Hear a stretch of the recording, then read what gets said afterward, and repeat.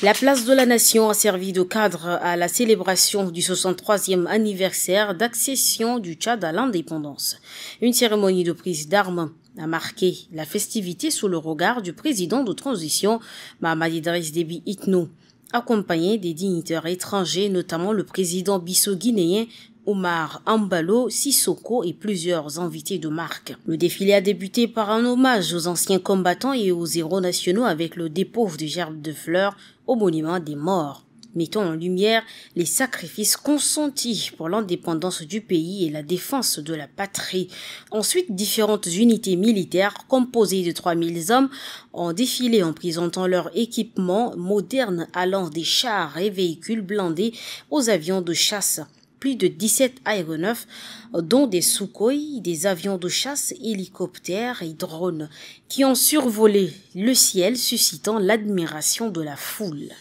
Le président de la Commission de l'Union africaine UA, Moussa Faki Mahamat, a exprimé son ferme soutien aux décisions de la CEDEAO prises le 10 août à Abuja lors du sommet extraordinaire sur le changement anticonstitutionnel au Niger, a indiqué l'instance africaine dans un communiqué publié vendredi 11 août.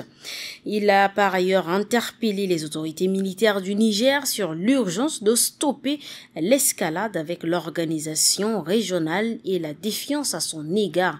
Moussa Faki a aussi exprimé ses vives préoccupations relativement à la détérioration des conditions de détention du président Mohamed Bazoum, tenant compte des sources concordantes qui attestent d'une dégradation inquiétante de telles conditions. Le président du parti Les Transformateurs, Dr Succès Masra, a fait savoir que malgré les persécutions, les massacres, le non-respect des engagements, son parti est prêt à privilégier le dialogue, la réconciliation nationale. Il indique souhaiter l'implication de tous les partenaires, dont au premier rang les Nations Unies, la CEAC et les autres partenaires du Tchad. Nous avons porté la voix du peuple partout avec une option préférentielle qui est la réconciliation nationale pour plus d'inclusivité, une plus grande diversité, a-t-il déclaré. Par la même occasion, il a annoncé son retour au pays après plus de 10 mois d'exil suite à la manifestation du 20 octobre ayant entraîné la mort d'une centaine de personnes.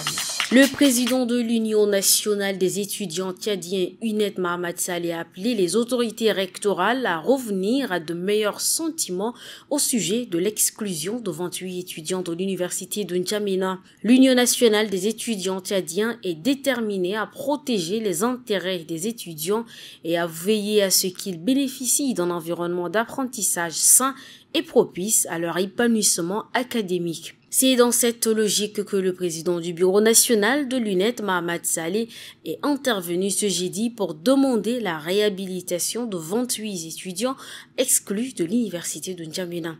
Nous demandons humblement à toutes les autorités de l'enseignement supérieur et en particulier le président de l'université de N'Djamena de revenir à de meilleurs sentiments en revoyant cette décision afin que ces étudiants soient réhabilités, a-t-il plaidé. Sur initiative du sultan Chérif Abdelhadi Mahdi, le sultan abbasside du Darouadaï a lancé officiellement hier à Adré une campagne de distribution de vivres et non-vivres aux réfugiés soudanais.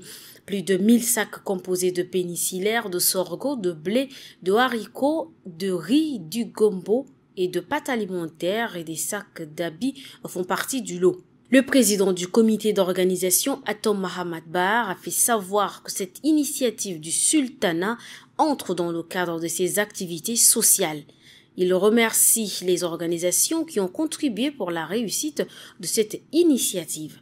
Le représentant du HCR, le Haut-Commissariat pour les réfugiés dans la zone, a signifié que ce don est un geste humanitaire sollicité par son organisation.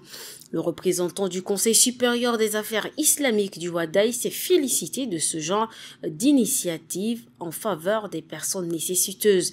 Il lance un appel à l'endroit des organisations de bienfaisance de prendre cet exemple afin de bénéficier de la grâce divine.